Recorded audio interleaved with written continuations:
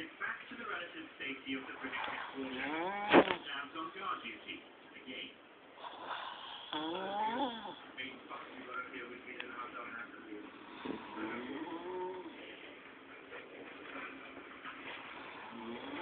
Coalition forces use a sports complex built for Saddam elite.